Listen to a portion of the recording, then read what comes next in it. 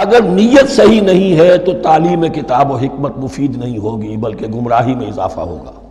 نیت کج ہے تو گمراہی بڑھتی چلی جائے گی، اور تزکیہ کا حاصل کیا ہے؟ نیت درست ہو جائے، اخلاص، نحن لہ مخلصون۔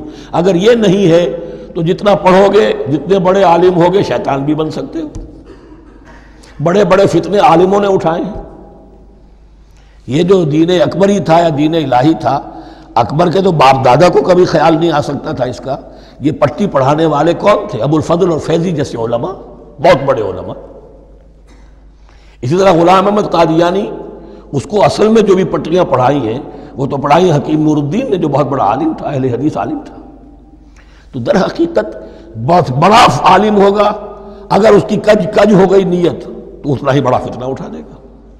اس پہلو سے تزکیہ مقدم ہے، اور اس کا ثبوت یہ ہے، یہی مضمون سورہ آل عمران میں آیا، یہی مضمون پھر سورہ جمعہ میں آئے گا، وہاں بھی ترتیب یہی ہے۔ تینوں جگہ پر اللہ کی طرف سے ترتیب یہی ہے، یتلو علیکم آیاتنا ویزکیکم، تمہیں ہماری آیات پڑھ کر سنا رہا ہے اور تمہارا تزکیہ کرتا ہے، ویعلمکم الکتاب والحکمہ، اور اس تزکیے کے بعد پھر تعلیم کتاب و حکمت، ویعلمکم ما لم تکونوا تعلمون، اور تمہیں سکھا رہا ہے جو کچھ علم تمہیں حاصل نہیں تھا۔